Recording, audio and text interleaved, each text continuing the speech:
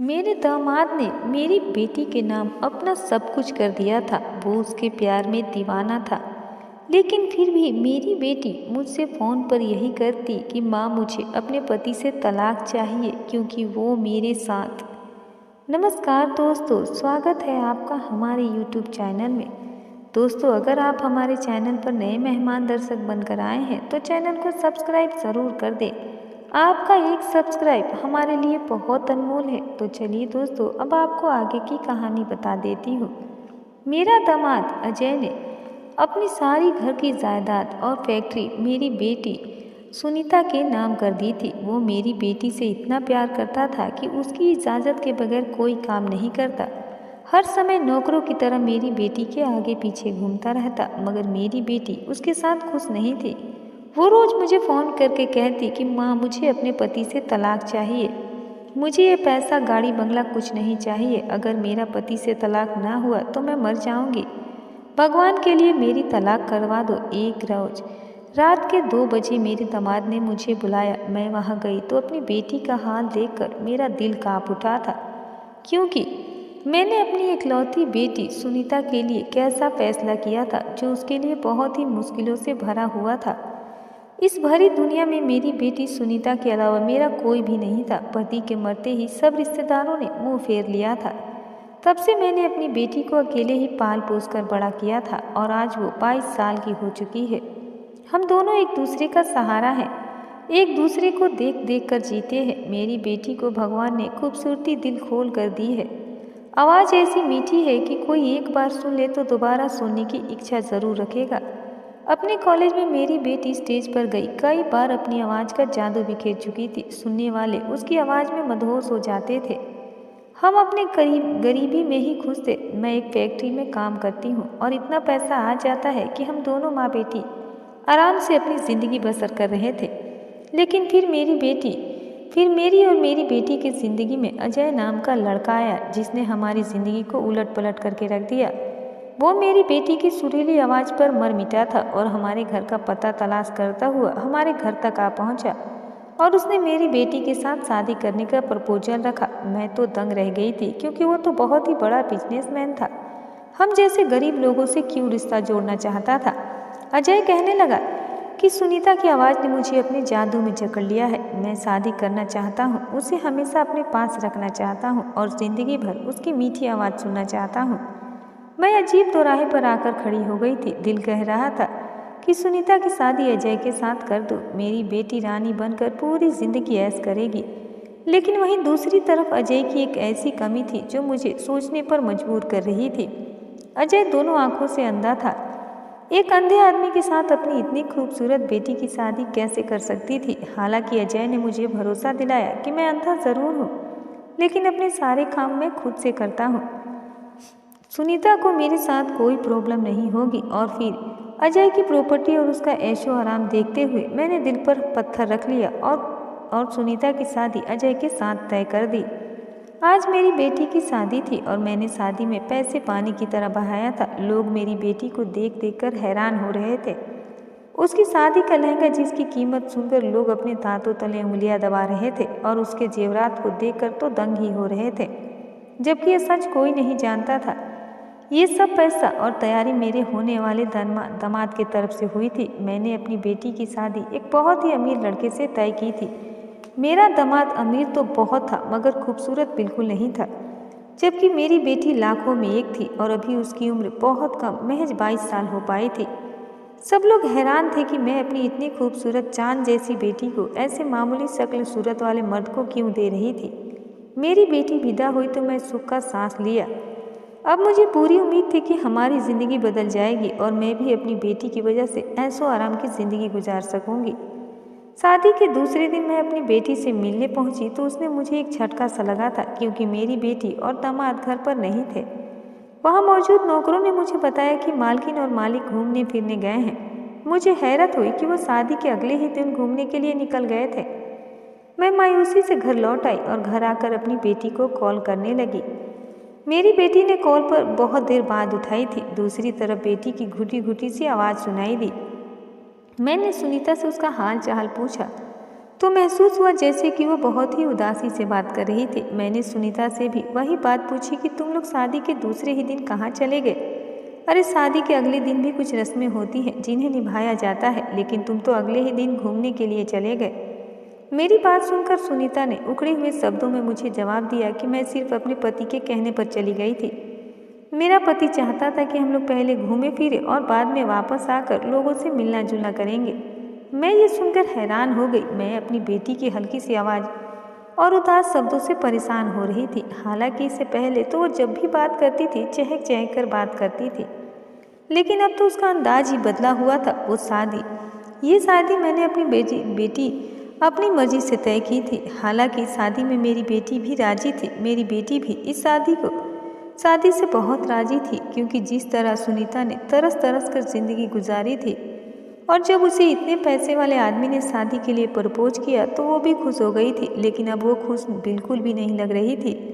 मैंने सुनीता से सवाल किया कि तुम ऐसे उदासी क्यों लग रही हो? हालांकि लड़कियां तो ऐसे मौके पर खुश होती हैं जब वो हनीमून पर जाती हैं। मेरे सवाल पर सुनीता ने मुझे जो जवाब दिया वो मुझे घबराहट में डाल गया था। मेरे हाथ में फ़ोन था और मुझे कुछ भी सुनाई नहीं दे रहा था। अपनी बात कहकर सुनीता ने न जाने कब फ़ोन काट दिया था और मैं फ़ोन हाथ में लिए वैसी की वैसी बैठी रह गई थी। मैं परेशान ही होकर सोच रही थी और सुनीता की कही हुई बात को ही सोच रही थी, क्योंकि सुनीता ने कहा था कि मेरा पति अंधा है और मैं इस बात पर बिल्कुल खुश नहीं हूँ कि वो अंधा है। माँ, आपने मेरे साथ धोखा किया है। शादी से पहले आपने मुझे ये बता दिया था कि अजय बहुत पैसे वाला है, लेकिन आपने ये क्यों नहीं बताया था कि अजय दोनों आंखों से अंधा है। मैं कैसे अंधे आदमी के साथ ज़िंदगी गुजार सकती हूँ? आपने मेरे साथ बिल्कुल भी अच्छा नहीं किया। ये कहकर सुनीता ने फ़ोन काट दिया था। मैं जानती थी मेरा दामाद अंधा है, मगर ये बात मैंने अपनी बेटी से छुपाई थी, क्योंकि मेरा दामाद बहुत अमीर और अपनी करोड़ की जायदाद का इकलौता मालिक था। उसने वादा किया था कि अगर मैं अपनी बेटी की शादी उसके साथ कर दूं तो वो सारी जायदाद आज मेरी बेटी सुनीता के नाम कर देगा, और वादे के अनुसार उसने अपनी सारी जायदाद मेरी बेटी के नाम भी कर दिया था। मैं परेशान सी अपनी बेटी के वापस आने का इंतज़ार कर रही थी। 1 हफ्ते बाद वो लौट आए थे। मैं अगले दिन मिलने गई तो अजय बहुत ही गर्मजोशी से मुझे मिला था, जबकि सुनीता चुप सी लग रही थी। मैं सुनीता को समझाने की कोशिश की कि तुम्हारा पति बहुत अच्छा इंसान है, उसमें सिर्फ एक कमी है, तुम उसे नज़रअंदाज कर दो। वो अमीर लड़का है जो दिलो जान से तुम पर फिदा है। तुम्हारी पूरी ज़िंदगी बहुत ही आराम से गुजरेगी। वो हमेशा से मेरे हर फैसले का सर झुकाकर ही मानती आई थी। उसने अब भी कुछ नहीं कहा था। वो अपना एतराज़ अपने अंदर दबा दी थी और खामोशी से बैठी रही थी। दिन यूं ही गुजरते जा रहे थे। शादी के शुरू में हमारा अक्सर मिलना जुलना होता रहता था। अजय हम माँ बेटी पर बहुत पैसे लुटा रहा था। ये बात जहाँ मुझे खुश करती थी, वहीं मेरी बेटी और भी ज़्यादा उदासी में गिरती जा रही थी। और जैसे जैसे समय गुजरता गया, मेरी बेटी ने मुझसे मिलना जुलना बहुत कम कर दिया था, और अब वो घर भी मुझसे मिलने नहीं आती थी, और कभी आती तो फ़ौरन ही चली जाती थी। मैं उसको कहती कि मेरे पास कुछ दिन के लिए रुक जा, तो वह कहती कि मेरे पति को मेरा कहीं रुकना अच्छा नहीं लगता। मुझे अब अपने दामाद पर गुस्सा आने लगा था। वो सब जानता था कि हम माँ बेटी एक दूसरे के अलावा और कोई नहीं है, फिर भी वो हमें मिलने से रोक रहा था। एक दिन मैं अचानक ही सुनीता के घर पहुँच गई। अजय भी मौजूद था। मैंने बातों बातों में अजय को भी अपनी नाराज़गी जाहिर कर दी कि वो मुझ अकेली औरत के पास मेरी बेटी को क्यों नहीं आने देता। हालांकि उसने मुझसे वादा किया था कि वो कभी भी मेरी बेटी को किसी बात से मना नहीं करेगा। मेरे शिकायत करने पर अजय चौंक गया था और मेरी बेटी सुनीता एकदम से बौखला गई थी। अजय ने मुझे विश्वास दिलाया कि मैं कभी भी सुनीता को आपसे मिलने के लिए नहीं रोका है। वो ये बात सुनीता के सामने ही कह रहा था, जिसका मतलब साफ था कि वाकई मेरा दामाद सुनीता को नहीं रोकता था। मैं हैरत से अपनी बेटी को देख रही थी, जो सर झुकाए बैठी हुई थी। मैं समझ नहीं पा रही थी कि सुनीता मुझे आखिर झूठ क्यों बोला था। मैं अकेले में सुनीता से यही सवाल किया तो वो पहले तो चुप रही। जब मैंने जीत की तो वो मुझसे बोली कि मैं अब शादीशुदा हूँ। वैसे भी मुझे ये बातें अब शोभा नहीं देती कि मैं हर वक्त मायके में जाकर रहने लगूँ। मुझे ऐसा महसूस हुआ जैसे वो मुझसे जान छुड़ा रही है। मैं सुनीता से अब नाराज़ होने लगी और बोली कि अब जब तुम्हारे पास पैसा आ गया है तो तुम बदलने लगी हो, अपनी माँ को ही भूलने लगी हो। अब तुम्हें अपनी माँ का घर छोटा सा नजर लगने लगा है। सुनीता इसकी सोच पर मुझे बहुत ज़्यादा दुख हो रहा था और इसी दुखी मन से मैं अपने घर वापस लौट आई थी और सोच लिया था कि अब सुनीता से मिलने नहीं जाऊंगी। मुझे लगता था कि मैं सुनीता से मिलने नहीं जाऊंगी तो सुनीता मुझे खुद ही मिलने आ जाएगी। मगर कुछ दिन गुजर गए और सुनीता मुझसे मिलने नहीं आई थी। मैं इंतज़ार करती रही कि शायद सुनीता ज़रूर आएगी, लेकिन सुनीता नहीं आई। पूरा 1.5 महीना गुजर गया था। थक हार कर मुझे ही सुनीता से मिलने जाना पड़ा, क्योंकि वो मेरी इकलौती बेटी थी और मेरे बुढ़ापे का इकलौता सहारा थी। ऐसा करते करते सुनीता को शादी के 6 महीने गुजर गए और इस समय उसके अंदर बहुत ज़्यादा बदलाव देख चुकी थी। उसका मिजाज बदलने लगा था। कभी वो बहुत खुश होती और कभी बहुत उदास और चुपचाप सी रहती थी। मैं अपनी बेटी के रवैये से परेशान हो रही थी। मैंने अपने दामाद से इस बारे में बात की तो वो उल्टा मुझसे नाराज़ होने लगा और बोला कि मैं अपना सब कुछ आपकी बेटी के नाम कर दिया है, नौकरों की तरह आपकी बेटी के आगे पीछे घूमता हूँ, उसकी हर बात मानता हूँ। पता नहीं फिर भी आपकी बेटी खुश क्यों नहीं होती। अजय की बात सुनकर मैं भी हैरान हो रही थी कि आखिर सुनीता को परेशानी क्या है। मैं जब सुनीता से पूछती तो वो मुझे भी कुछ नहीं बताती थी और ना ही मुझसे कोई गिला शिकवा करती थी। थककर मैंने सोच लिया था कि मैं अपनी बेटी और दामाद के साथ उनके घर जाकर कुछ दिन रह लूँगी और जायज़ा लूँगी कि आखिर गलती किसकी है, मेरी बेटी की या फिर मेरे दामाद की। जब मैं इस बात का इजाज़त अजय से ले ली तो अजय ने खुशी खुशी मुझे इजाज़त दे दी, मगर मेरी बेटी मेरे साथ रहने का सुनकर हैरान हो गई थी और मुझे न आने की कोशिश करने लगी थी। लेकिन मैं नहीं मानी। मैं जिद पर आ गई थी कि मैं कुछ दिन तुम लोगों के साथ ही रहूँगी। मैं कुछ दिन के लिए अपनी बेटी के घर रहने आ गई। वो दोनों देखने में बिल्कुल ठीक थे। मुझे वहाँ दूसरा दिन था। मैं अपनी बेटी से बातें करके उसके कमरे में गई तो दरवाजे पर मुझे अपनी बेटी की हल्की हल्की सी आवाज़ सुनाई दी। मुझे लगा कि मेरी बेटी और अजय बातें कर रहे हों, इसीलिए मैं वहाँ से लौट आई। मगर कुछ ही देर बाद अजय घर आया तो मैं हैरान रह गई और उससे नरमी से समझने लगी कि उसके पास जब उसकी आंखें नहीं हैं तो क्यों इस तरह बाहर आ जाता है, क्यों रहता है। मेरी बात पर उसने जवाब दिया कि मैं हैरान रह गई थी। उसने मुझसे कहा कि मैं सुबह से काम पर गया हुआ था और अब लौट रहा हूँ। वो बोला कि चाहे मैं अंधा हूँ मगर मैं अपना कारोबार खुद संभालने की कोशिश करता हूँ, रोज़ाना काम पर जाता हूँ। मैं ये सुनकर शॉक्ड रह गई थी, क्योंकि मैं अपनी बेटी को किसी मर्द से बातें करते सुना था। मैं अपने दामाद के सामने तो चुप रही, लेकिन जब मौका मिला तो अकेले में सुनीता से पूछा कि वो अपने कमरे में किससे बातें कर रही थी। मेरे सवाल पर सुनीता मुझे देखा और बोली, मैं तो अपने कमरे में अकेली थी और फ़ोन पर किसी दोस्त से बात कर रही थी। उसकी बात पर मैं खामोश हो गई थी। मगर यह सिलसिला रुका नहीं। जब भी मेरी बेटी अकेली होती तो मुझे अक्सर वह किसी न किसी से बातें करते सुनाई देती थी। वो अक्सर अपने कमरे का दरवाज़ा बंद करके रखती थी, इसीलिए मैं देख नहीं पाती थी। मगर जब मैंने गौर किया तो मुझे हर बार उसके साथ किसी मर्द की आवाज़ भी सुनाई देती थी। मैं बहुत परेशान हो गई थी। मैंने अपनी बेटी को समझने की कोशिश भी की, मगर वो यही कहती कि वो किसी से बात नहीं करती। वो मेरी बात पर साफ इनकार कर दिया करती थी। अब मुझे घबराहट होने लगी थी कि आखिर सच क्या है। मुझे लग रहा था कि शायद मैं ही पागल हो चुकी हूँ। मैं अपनी बेटी की जासूसी की हर वक्त उसका पीछा करने लगी, मगर मुझे कुछ भी सुराग नहीं मिला और मैं थक हार कर अपने घर आ गई।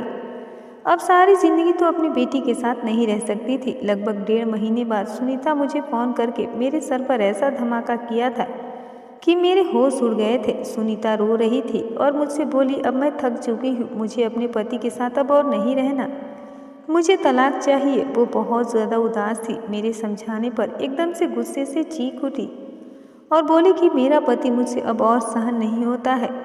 मैं अब धीरे धीरे दिमागी मरीज बनती जा रही हूँ। मैं उसके साथ अब और नहीं रह सकती। मैं अपनी बेटी के शब्दों पर हैरान रह गई थी। मैं घबराई हुई थी।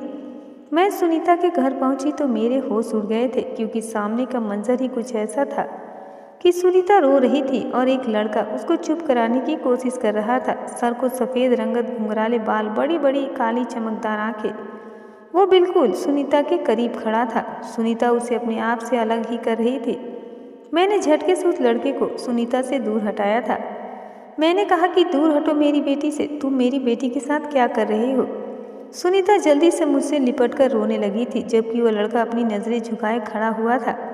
मैंने कहा कि आखिर तुम कौन हो और मेरी बेटी के घर में क्या कर रहे हो? तब सुनीता ने रोते हुए बताया, मम्मी ये कोई और नहीं बल्कि आपका दामाद अजय ही है।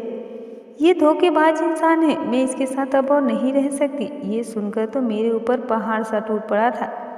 मैंने अजय की तरफ देखा। वो अजय तो बिल्कुल नहीं था जिससे मैं अपनी बेटी की शादी की थी। वो अजय तो सांवले रंगत का था और आंखों से अंधा था। अपनी आंखों पर काले चश्मे लगाया करता था, सर पर भी एक अजीब तरह की टोपी पहने रखता था। जबकि मेरे सामने जो लड़का खड़ा था वो तो किसी शहजादे से कम नहीं लग रहा था।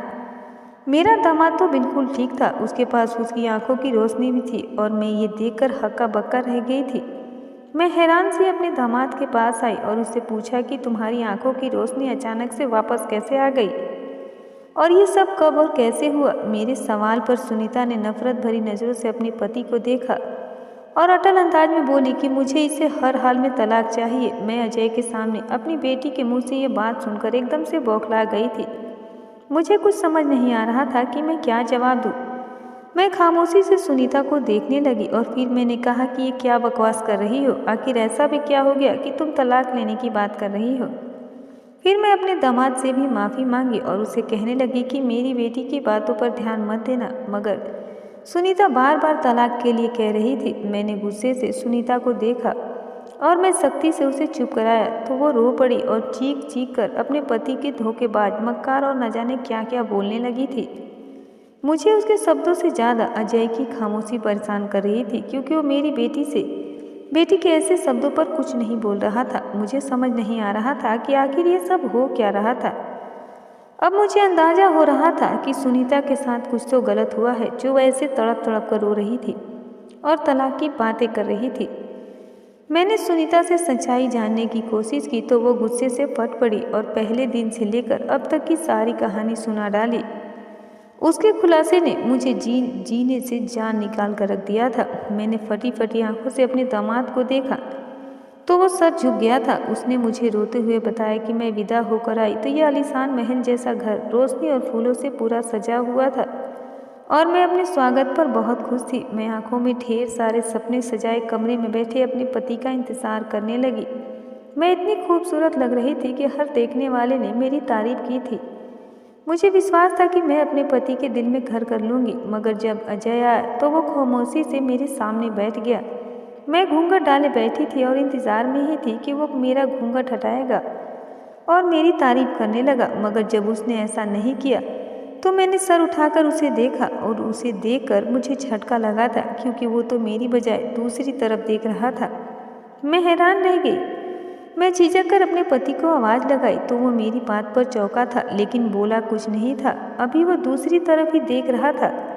अपने पति की इस लापरवाही से मेरा दिल टूट गया था। मैंने मायूसी से सर झुका दिया और इससे पहले कि मैं उठकर जाती अजय ने अजीब सी बात कह दी, जिसे सुनकर मैं बुरी तरह से हैरान होकर उसे देखने लगी। वो मुझे बिना देखे पूछ रहा था कि तुम यकीनन खूबसूरत लग रही होगी, काश मैं भी तुम्हें देख सकता। मैं हैरत से अजय को देखी। मैंने कहा, मैं तुम्हारे पास बैठी हूँ, तुम मुझ पर पूरा हक रखते हो, तो फिर तुम मुझे आखिर क्यों नहीं देख सकते? मेरे सवाल पर उसने उदासी से मुझे जो बताया तो मेरे होश उड़ गए थे। मैं अपनी माँ के धोखे पर हक्का बक्का बैठी हुई थी। मेरी माँ ने मेरे साथ इतना बड़ा धोखा किया था कि मेरी शादी एक अंधे आदमी से करा दी थी। मेरा पति आंखों से अंधा था, उसकी दुनिया अंधेरी थी। मुझे बहुत रोना आ गया था कि जब मेरा पति मुझे देख ही नहीं सकता तो मेरे सजने संवरने का क्या फ़ायदा है, और ऐसे हुस्न का भी क्या फ़ायदा जिसे सराहने वाला कोई ना हो। मैं अजय के सामने से हट गई और फूट फूट कर रोने लगी। मुझे पैसे की कभी लालच नहीं रहा था। मैं एक सिंपल सी लड़की थी। मैंने हमेशा अपनी तारीफ़ें सुनी थी। मैं आगे भी ऐसी ही ज़िंदगी चाहती थी। मेरी माँ ने मुझे यही कहकर शादी के लिए मनाया था कि लड़का मुझसे मोहब्बत कर बैठा है और मेरे बगैर नहीं रह सकता। मुझे अब सब कुछ फरेब और धोखा लग रहा था। मैं पहली रात में ही शादी की असलियत जान गई थी। यहाँ मोहब्बत नहीं थी, बल्कि सिर्फ लालच और धोखा था। मेरा दिल भी नहीं कर रहा था कि मैं अजय की तरफ भी देखूं। मैं अपना तकिया उठाया और सोफे पर लेटकर सो गई थी। अजय ने मेरे करीब आना चाहा, लेकिन मैंने गुस्से से उसका हाथ झटक दिया था। मैंने कहा, तुम लोगों ने मेरे साथ धोखा किया है और मैं तुम्हें अपना पति होने का हक बिल्कुल भी नहीं दूंगी। इसीलिए मुझसे दूर रहो। मेरा गुस्सा देखकर अजय भी मुझसे दूर जाकर बैठ गया था। मेरी उदासी मेरे अंधे पति ने मुझे खुश करने और मेरा मिजाज अच्छा करने के लिए अपनी सारी जायदाद मेरे नाम कर दी और मुझे घूमने के लिए मेरी पसंदीदा जगह पर भी लेकर गया था। मगर वहाँ से वापस आकर भी मैं एकदम उदास सी अपने कमरे में पड़ी रहती थी। मैंने अपना ख्याल रखना छोड़ दिया था, सजना संवरना छोड़ दिया था। एक दिन मेरे मोबाइल पर अचानक मैसेज आया जिसमें मेरी खूब तारीफें की गई थी और मुझे कहा गया था कि तुम अब तैयार क्यों नहीं होती हो, तुम जैसी हुस्न की मूरत पर लापरवाही नहीं जचती। मैं वो मैसेज देखकर चौंक गई थी, क्योंकि जो भी कोई था लफ्ज़ों से खेलना और जादू करना अच्छे तरीके से जानता था। मगर वो कौन था? इस घर में मेरे और अजय के अलावा कोई नहीं था। फिर कौन था जो मुझे हर वक्त अपनी नज़र से घेरे रखता था और मेरी एक एक हरकत पर उसकी नज़र थी? मैंने उस मैसेज का नज़रअंदाज कर दिया क्योंकि मैं शादीशुदा लड़की थी, मगर मेरे नज़रअंदाज करने के बावजूद वो मुझे लगातार मैसेज करता रहा और मुझे तैयार होने के लिए उकसाता रहा। एक दिन मुझे इस नंबर से मैसेज आया कि तुम रेड कलर के कपड़ों में बहुत हसीन लगती हो, और उस मैसेज से मेरे हुस्न पर शायरी भी लिखी गई थी और मुझे रेड कलर के कपड़े पहनने की विनती की गई थी। मुझे न जाने क्या हुआ कि मैं अपनी अलमारी खोली और रेड रंग की एक खूबसूरत सी साड़ी पहन ली। अपने बाल बनाए, हल्का फुल्का मेकअप किया तो मेरे हुस्न को 4 चांद लग गए थे। मैंने इस नंबर पर मैसेज किया और कहा कि मैंने रेड साड़ी पहनी है, मैं तैयार हो चुकी हूँ। आप मुझे बताओ कि तुम मुझे कैसे जानते हो और तुम मुझे कैसे देखोगे। मैं सिर्फ यही जानना चाहती थी कि आखिर वो कौन है। मैं नहीं जानती थी कि मेरे इस मैसेज का असर उस इंसान पर इतना पड़ेगा कि वो दिन दहाड़े मेरे कमरे की खिड़की पर आ पहुंचा था। मैं अपने कमरे की खिड़की पर कोई अनजान नकाबपोश आदमी को देखकर घबरा गई थी।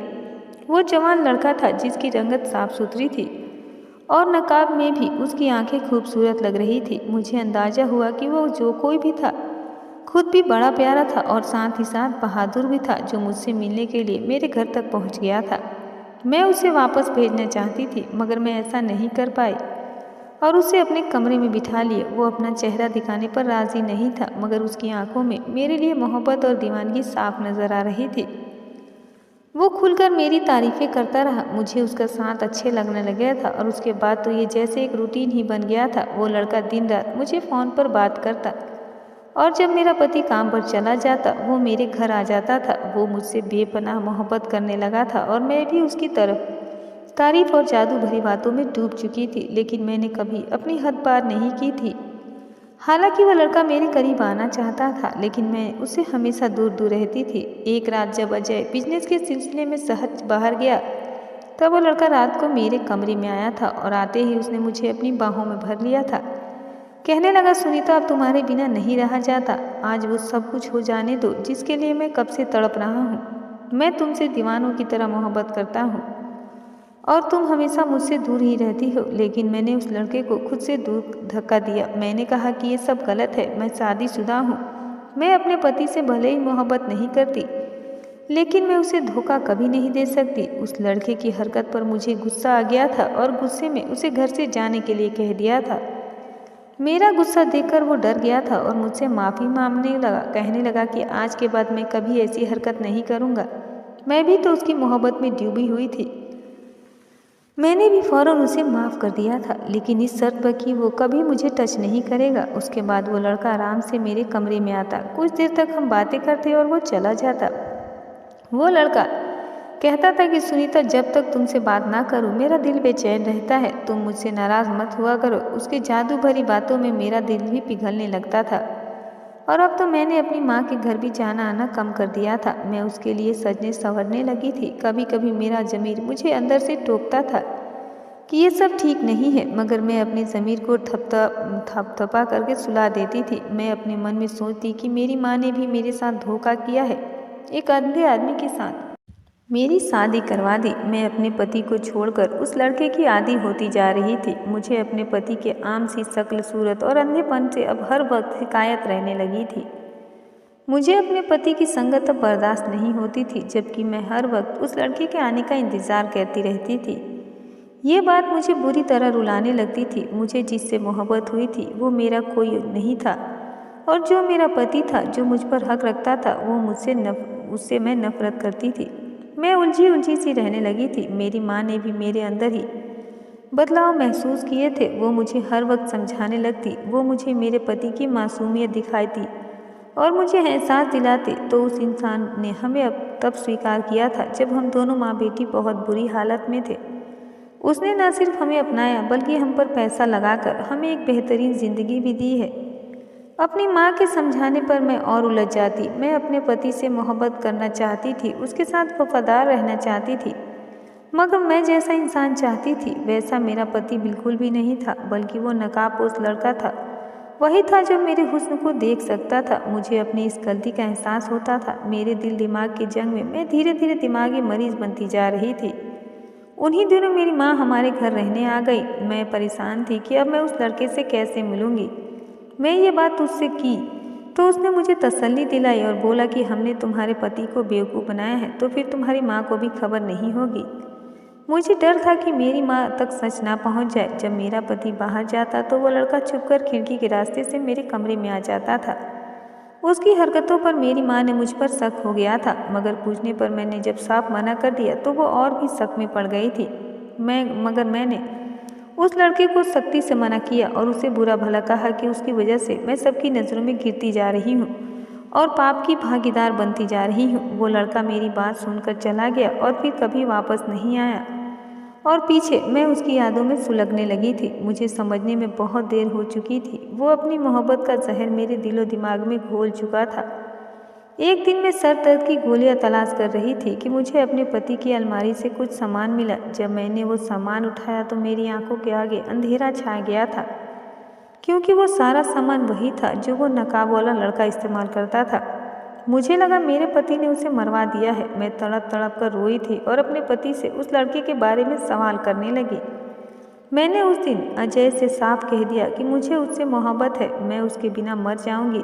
मैं तुम्हारे साथ नहीं रहना चाहती, मुझे तलाक दे दो। मेरी हालत दीवानों जैसी हो गई थी।